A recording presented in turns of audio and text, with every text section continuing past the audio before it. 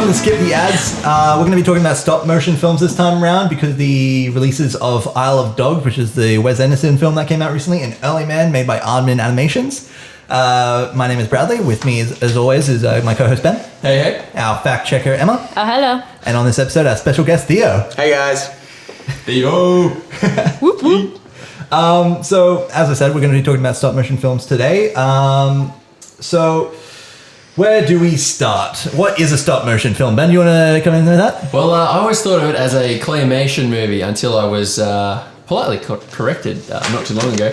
But it can be paper. It can be Lego. Just pretty much anything that's like taken frame by frame. Shot by shot. There is thy definition, sir. Theo, do you just want to read out your definition there? You can read it? No, you're the one who wrote it. It's okay. I can't read your writing anyway, so. Oh boy, okay. Single frames taken and put together to give the illusion of movement. Oh, wow. Straight from the dictionary? Straight from Google. Dr. Google saves the day. Excellent. Okay, so let's just go straight into what most people know for stop motion is the Tim Burton sort of trilogy that came out, starting with Nightmare Before Christmas, then Corpse Bride, then Frankenweenie. Everybody laughs at that one. Yep, Wiener. Kind of sounds like Wiener. Immature. Well, I'm gonna go to the main fan of Nightmare Before Christmas first, straight up. Emma, what's your thoughts? I love the movie from day dot. Doesn't it? I've watched it 1,000 times over, and I could watch it 1,000 times more. I just love it. Just love it? I just love it. Yeah. Just all around love it. I've been a huge fan since I was in high school and During your emo phase? during my emo phase. Well, let's not go there. You look at emo clothing though, and it had that on the design. Literally, Nightmare Before Christmas was I everywhere. had literally, bags, so- scarves, Yep. gloves, shirts. Talk I about still have timing. the scarves, actually. Did and you have like gloves. the pins? I had the pins on the bag, yeah. I didn't okay. actually wear them Yeah. on my I've shirt. seen a person with a sleeve dedicated to the movie too, so that's another thing. No, that's just too Full far. on. I even had like stuff like plush toys as well of Jack Skeleton. Still have him. There's a Beanie Baby of that too, wasn't there? Yep. Well, that's got to be worth something nowadays. Oh yeah. Actually, probably would. That's the scary part. Yeah. I just love this, like the story behind it kind of thing. It's like Halloween cross Christmas, and there was also like a slight love story in there as well. It was just really well done and really well made. Was it one of the first like original movies where cartoons were starting to get more of like an adult entertainment? Like It was around that time, yeah. Yeah. I think it was like 90... Emma? 90. 90 Emma. Yep. Yep. Damn, you're old. 93. Let's go with 93. 95. Yeah, whatever. I'm sorry, numbers. Well, while you're talking, Theo, we might as well go to you. Sure. So your thoughts on the Tim Burton trilogy of... Bradley was correct. 93. Okay, I was just cool. throwing in numbers to be silly. Of course I was correct. That's why you host the show. Yeah. The Tim Burton trilogy, even though it's not really Tim Burton, what's your thoughts on like that Nightmare Before Christmas, Corpse Bride, and Frankenweenie? Oh, look, I watched them as a kid, and even my younger cousins who are between like 8 to 10 years younger than me are still watching them now. So they've obviously made a large impact on the film industry and whatnot. So they're great movies. They've got a very unique fan base even, which is, like Emma said, there's clothing, there's all sorts. I think they did a great job. I mean, they're not huge for me, personally. They weren't your style. No, exactly. They didn't have enough, guns and explosions and bits and pieces for... You're not my into small that mind. like gothic emo stop motion. Not quite. But I can appreciate a movie when it's good. Yeah, of course. Ben? Yeah. Well, I guess it was kind of the dark alternative to a lot of Disney stuff that was coming out at that time. It was a little bit more edgy. It was a little bit more, older audience focused, but still, had all that charm of, a kids movie. So it was good to see something different, and they're quite good movies as well. So as long as the storyline's good and it flows well, it's enjoyable. So I liked it. Yeah. Well, I'll give you guys a little bit of a fact trivia thing here. Yeah. Nightmare Before Christmas, like everybody knows it as like Tim Burton's Nightmare Before Christmas and everything like that. Turns out Tim Burton actually didn't direct it. He actually just produced the film. There you go. Liar! And one of the most famous things is a very famous composer known as Danny Elfman, who was the composer for The Simpsons. He did the main Simpsons theme tune and everything. Was actually the singing voice for Jack Skellington. There you Was go. it really? Yeah. Oh, that's cool. So when people see his name attached to the film, they're like, oh, he must have composed it. And then you look at it and it's like, No, No, he was actually a cast he member. was actually in the voice cast. Yeah. There you Wow. go. That's Okay, neat. there you go. Mind blown early in this episode, mate. Yeah. Good job. I'm just going to throw some random facts out there for people. I like it. Well, moving on from the Tim Burton thing, we've also got the Aardman animations. Most famously for Wallace and Gromit and Chicken Run and all those sort of films. Everybody remembers those films when they were young. Well, depending your age, I guess. Ben, I'm sure you've watched Chicken Run a few times in your life. Yeah, I've seen Chicken Run a few times. Yeah, Yeah. What was your thoughts on like Aardman's like animation style? Yeah. Well, it's definitely got it's got a similar feel. You're gonna have kind of the big eyes, the big peg teeth, the big hands, and there's gonna be some English accents in there at some point. It's gonna be the majority of the characters, but it's got that charmingness to it. You know, when you see it, you think, all right, we're gonna go Wallace and Gromit, we're gonna go Chicken Run, but it's gonna be, it's an enjoyable. It's different. I know, sort of these days we're going into a lot of CGI, not so much. Well, even Aardman has like brought out their own CGI sort of films as well because they had what's the name of it? Flushed Away. Yeah. Yeah, they did that Okay. film, which everybody thought was yeah. stop motion when they first saw it, and then they're like, But it nope, wasn't. that's CGI. There you go. Right. Mind blown again. So there are some CGI movies that are coming out that have that same style to them Yeah. as well. Yeah. But you can tell, I think, when it comes to claymation It has or his whatever. touch. 100%. Yeah. Theo, have you watched Chicken Run, Wallace and Gromit, and all that sort of stuff? And My what's your mother was thoughts? big on Chicken Run back in the day, and as a younger fellow, when Mum used to watch it, I never understood it. I just thought it was a bunch of cartoons and thought it was kind of funny. But watching it as an adult, it's got a whole new meaning. There's so many cheeky little puns, so many like comments that you can appreciate when you're a bit older. So I think it's fantastic to have put that much effort into the casting and the scripture and whatnot. I think it was great. I think it was a fantastic movie.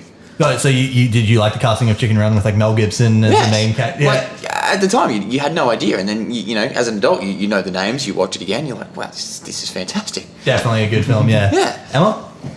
I watched it when I was quite young. I haven't watched it recently, but I enjoyed it as a kid, way back when. Way back what? Back in the 60s, like actually. 5 years ago? Hey, no, Yeah. no, it's been a lot longer Just 'cause that I she's haven't little. watched it, but I did enjoy it. Like, it was a good film. Yeah, for sure.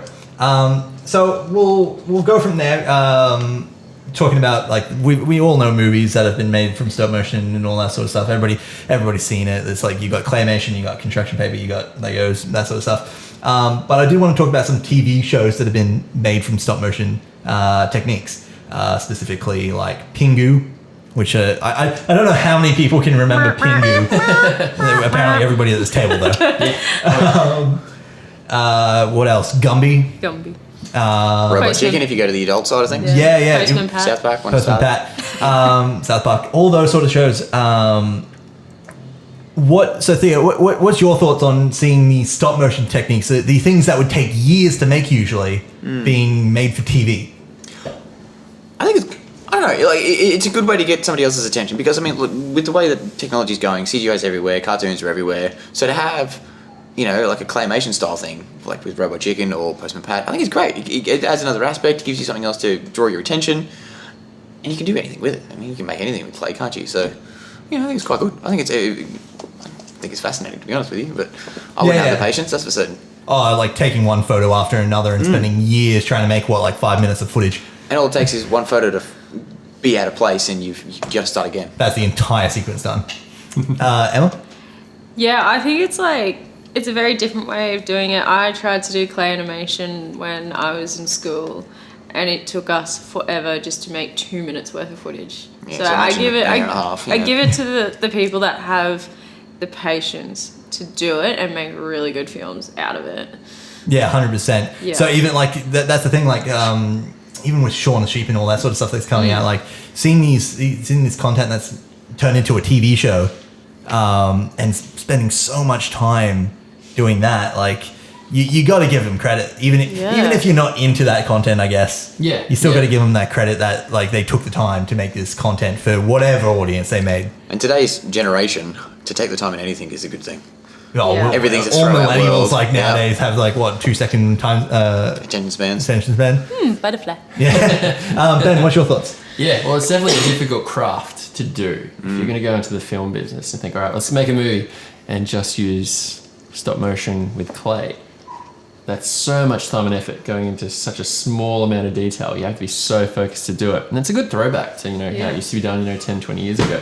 So yeah, it's something that, still has a place, I think, in today's cinema, as we're seeing, with all these movies that are still coming out in that style. It's definitely updated in terms of, humor and how, it's put together. But I think there'll always be a place for, that craft in today. Well, that's the thing. The other movies that are coming out that are using stop motion that aren't even part of Tim Burton's film trilogy and Aardman's and Wes Anderson. These guys that are making stop motion. There's other ones out there that people weren't even expecting. Kubo and the Two Strings is still one of my favorite films ever since I watched it, and it came out of nowhere, in the animation style. But then there's when we're looking at it, these movies have been coming out since 1917. And just to see the progression, does anybody here has anybody watched the King Kong film? The early, I'm talking 1900, early 1900s black and King white. Kong. Black and white King Kong. There was a lot of screaming. I remember seeing the King Kong versus Godzilla original, and that was, I'm fairly sure, stop motion, was it not? Yeah. So seeing this this animation style that's been around for so long, obviously there was going to be a progression of it getting better and better and better. One can only hope. Yeah. But what we don't see much nowadays is stop motion mixed in with live action sort of stuff, if you get what I mean. Seeing, as you said, King Kong vs. Godzilla, there was obviously still the humans that are part of it, all live action. In King Kong, the girl gets pulled out of the side of the Empire State Building. Yep. Half live action, half stop motion. These sort of animation styles have been perfected by people. And do you think it's a dying art in that sense, Ben? Yeah, well, definitely. I think these days, we have the technology for CGI, and it's just so much easier to slap on a blue screen or, use a face on a stick or something like that. You're just imagining that, aren't you? Someone just walking around with a head on a stick. We need the head on the stick, Barry. Where is the head on the stick? Somebody find Barry! We found Barry, he's in the car park. So you're thinking that it out there? is slightly a dying art in that sense that that stop motion is going downhill because CGI is coming in. Yeah. It's it's the evolution of that process, I suppose. Yeah, true. Theo, so as we were saying, the stop motion is dying because CGI is coming out and it's looking more and more like what stop motion is anyway. Do you think, from what you've seen, would you say that CGI is the way to go, or would you like to still see stop motion films being made? Like we said earlier, with the millennials having such a short attention span, you need such large, impactive, movies with critical moments and whatnot. And I don't feel like stop motion has as much potential for that, because with CGI you can make such, massive, magnificent things, whether it's space, whether it's monsters. I don't feel you have that kind of flexibility or capability with your stop motion. You feel very limited when it comes to stop motion. Very much so. Not that I'm discrediting stop motion by any means, because it's still an art. Yeah. It still creates jobs. It still does what it needs to do. It still entertains people. I just feel like the parameters, the limitations. With how much time you need to spend to get something out of it. Exactly. You spend a half an hour cleaning your car. You spend 3 hours cleaning your car. They both look the same. They both do the same thing. But what do you do? Yeah. So you're gonna do a half an hour. You're gonna take 3 hours. Yeah, exactly. Emma. I would like to see it continue and see clay animation, stop animation just kind of keep going and keep progressing. Maybe involving it back in live action movies again. But yeah, as Theo said, the whole CGI world is it's taking over. It's just kind of being that thing. It's a lot quicker to do than stop animation, but I would still like to see it. Yeah, I see that. Yeah, for sure. Part of the world. When it comes to seeing that whole stop motion, as you were saying, Theo, you feel that stop motion is very limited in what you can achieve. Most definitely. But then we look at films like the Lego Movie, True. Yeah. which had so much to it, all stop motion. Yeah, exactly. So there is still that, I guess, that area for it. and like that was actually that without even realizing that was a movie that actually somehow put stop motion and live action together. Back in the game, yeah. Yep. Like who here actually knew that Will Ferrell was just going to rock up as a live action character? Yeah, that was a Yeah, good twist. that was good. Yeah, Didn't see it coming. yeah. Everybody knew that you could hear the voice in the boss character. I can't think of his name right now. But then nobody knew that it was going to be part live action. Even down to like part live action, as in they had like the glue. You know, they had like human objects. Actual human objects in this world. Yeah. So what I've got to ask then, Theo, what would you say would be your favorite stop motion film? Like I know Oh, you Lego grew Movie, up with. 100%.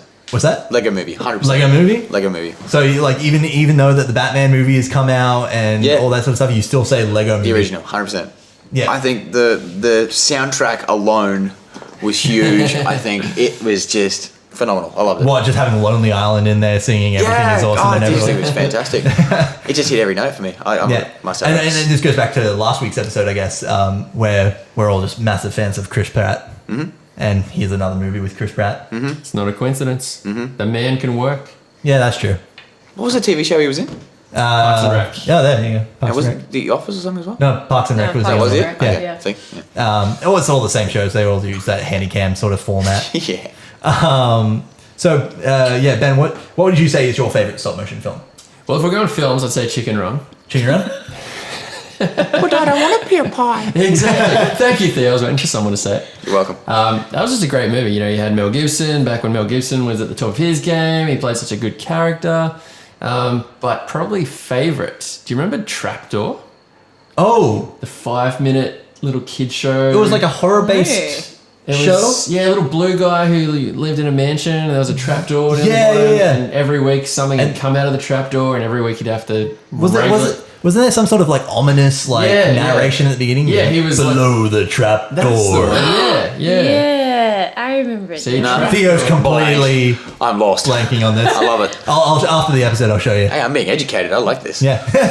So you would say that's your favorite stop motion Yeah. like 'Cause TV show, I guess. That was just, great little 5-minute stories, great characters, and yeah, it was just that vintage. Something that you remember to this day just because of like these iconic moments, I guess. Theme song at the start, Ben, Don't you open not gonna lie, I'm that surprised you didn't say trapdoor? Pingu. Yeah. Well, Ping will come up later on. Yeah. Emma, what's your favorite stop motion? It would be Nightmare Before Christmas. Nightmare, of course, yeah. Of course. We've already discussed this. Like you spent so long with Nightmare Before Christmas during Like, your is he emo gonna phase. remember So, this? Yeah. Let's stop bringing up the emo phase, all right? But it's fantastic. Shut up. Did you ever truly leave it? No. I just started dressing better. Oh, fair enough. Says the girl with black hair and black shirt.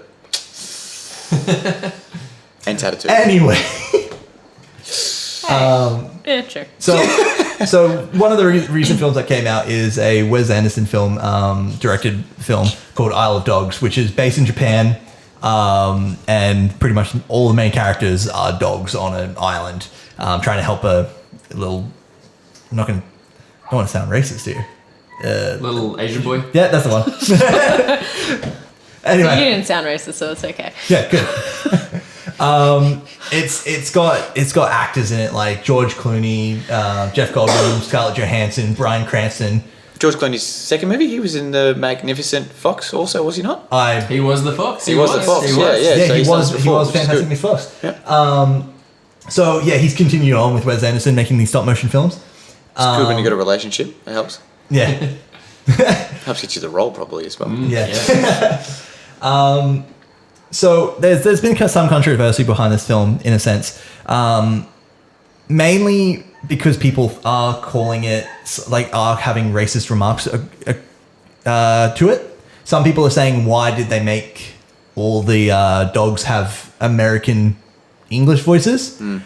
In saying that, the entire movie, I've seen it recently, any of the Asian characters that are in the film speak complete Japanese, and it has to be translated. It's only the dogs that speak English. What's your thoughts on this? That when it comes to whitewashing, can you really say that they're whitewashing when dogs don't even speak English in the first place? Theo? Well, yes, in a sense, but when you hear whatever country you have come from, whatever. When you put yourself against an American accent in a film, it sounds weird because you're so brainwashed, say, to the American voices that when I hear an Australian accent in a movie, I think they sound absolutely terrible. So, yes. They do. Yeah. You know what I mean? So, but them to have put the American voices, I think, just puts more of a Hollywood touch to it. I don't see a problem. Yeah. I think it's fine. Emma? I agree with Theo. Like, I don't see how it'd be whitewashing at all. Like, yeah, I just agree with Theo. Yeah, Ben?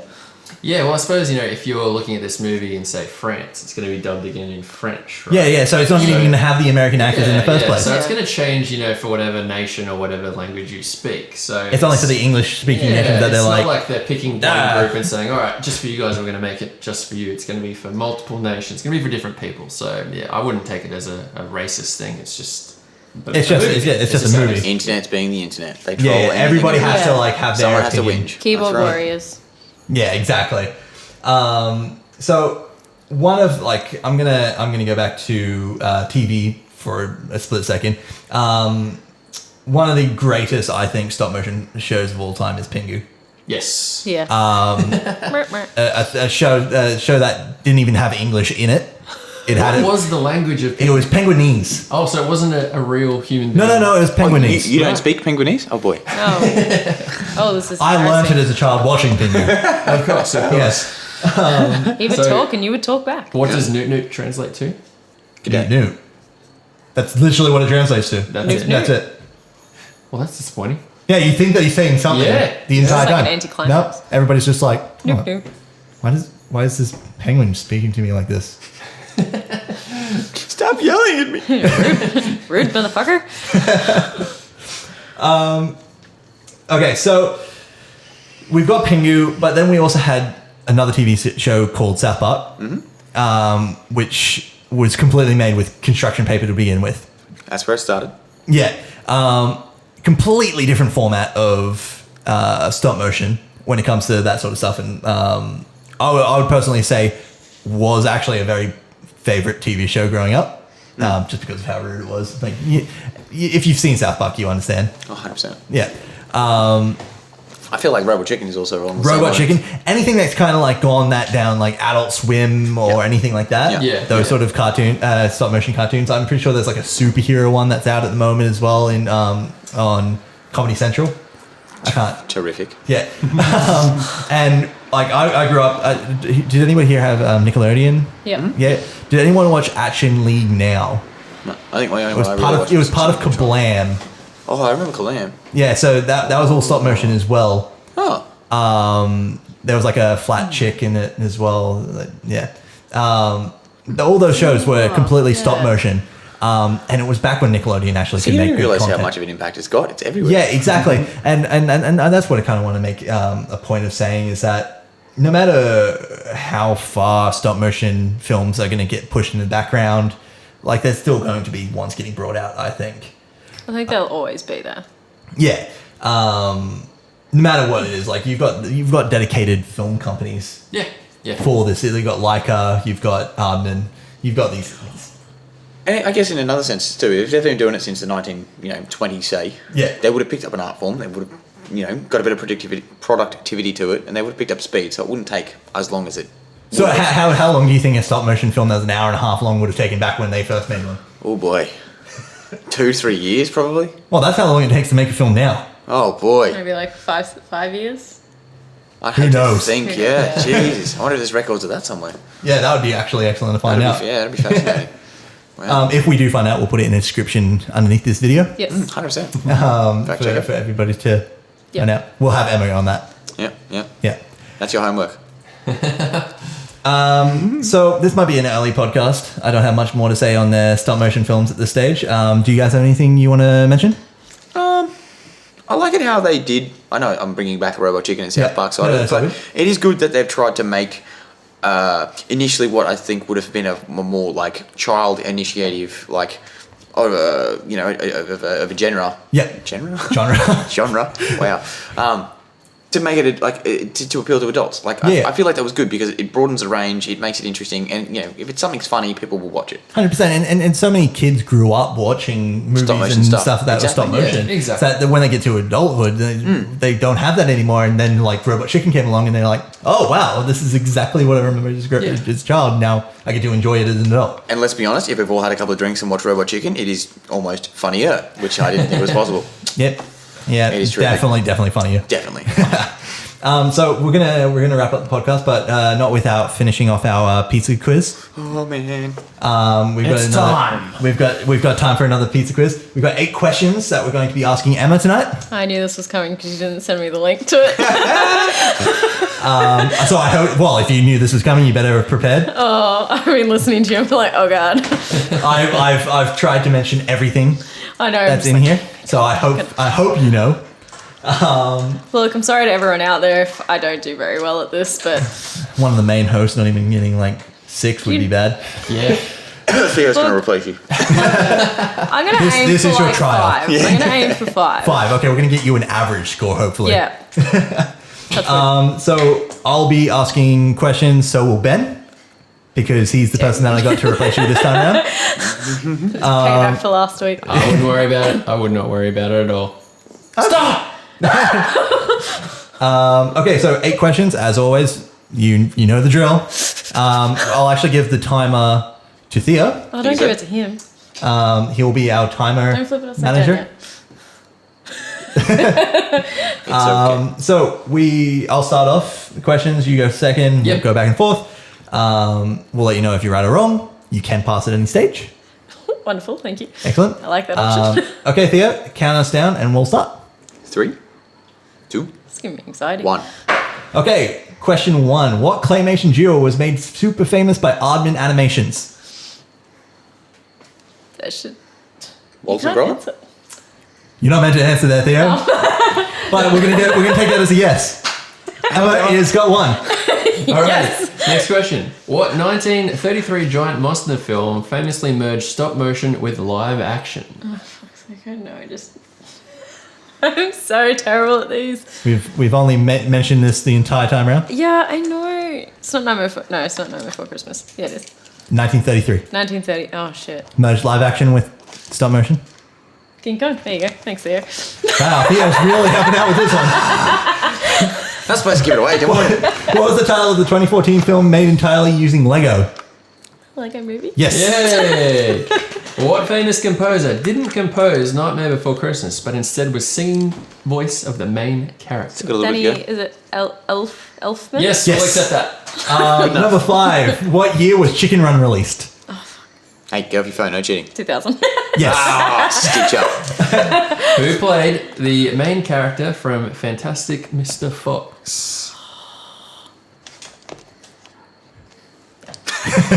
Theo. George Clooney. Yep. I did not know that what because is I the haven't ve- actually seen Fantastic Mr. We did mention it tonight, though. Yeah, you did, but ow. What is the very famous stop motion TV show made by Seth Green, which has had over 160 episodes, including 3 Star Wars South parody specials? South Park. No. No? Family Guy. No. Oh, That's Seth MacFarlane. oh, it is too. There's Robot Chicken. Yeah. Sorry about that. yeah. Last question. All right, last Is question. Seth Green? Here's the big one. Yeah. Wow. What's the name of the stop motion penguin known for famously saying nope nope? Bingo! Yay! Wrong. You shut the fuck up. Okay, so I think that was what, 4? Yeah. On our own. 4.5. I think it was about 4 on my own. We'll Three with you. I think we'll say 4. But we'll put the proper score down in the description below. Yeah, we might have to We'll go back on the tapes. Yeah. We still don't know if that timer ran out or not. It's still It's still going. going a little bit. It's still going. It changes every single time we do an episode. Okay, so I It's actually out. apologize It's out now. dearly Yeah. for that. That was Well- awful. yeah, no, I thought I'd make it fun for you. That was mean. I thought it was great that you didn't ask any about her favourite one. Yeah, I know. That was the best part. That was Oh, I made sure of that. Yeah, Yeah. that was great. Okay, so we're going to wrap up the podcast there. I don't do well under pressure. This was Skip the Ads. My name is Bradley. I'm Ben. Thanks, guys. I'm Emma. See you later. Thanks for having me, guys. I'll see you next time.